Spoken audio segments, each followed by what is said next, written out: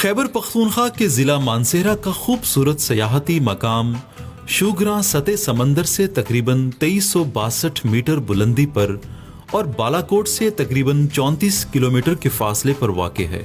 یہاں موسم گرما اور سرما میں سیاحوں کا تانتا بندھا رہتا ہے۔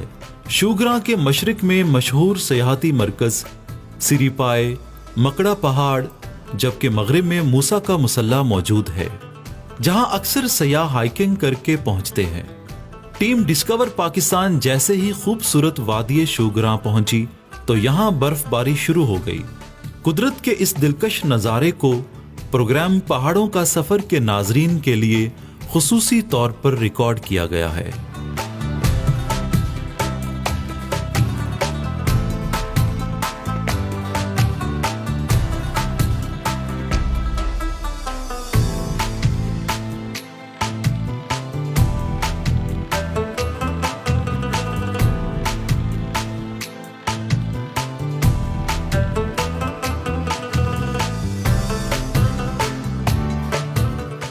شوگراں زمین پر جنت کا ایک حسین ٹکڑا۔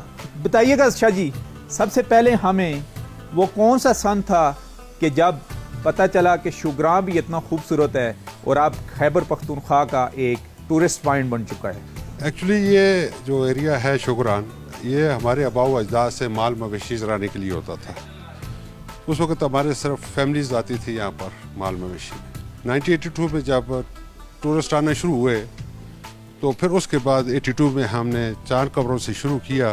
میں آرمی بورنال اسکول میں ایبٹ آباد میں پڑھتا تھا اور وہ سمر ویکیشنز ہمیں ہوتی تھی 1 منتھ کی، تو کیونکہ یہ ہماری چراگاہیں تھی اس وقت، تو جیسی چھٹیاں ہوئی تو میں یہاں پر شوگراں میں آیا اور ہم یہاں پر اسٹے کر رہے تھے۔ تو ایک فیملی آئی اور فیملی جب آئی اور وہ بڑے پریشان ہو گئے۔ ایک تو اس وقت راستہ بھی بہت ڈیفیکلٹ تھا، آج تو ماشاءاللہ بہت اچھا راستہ ہو گیا، تو وہ بڑے پریشان ہو گئے کہ بھائی ہم کہاں رہے۔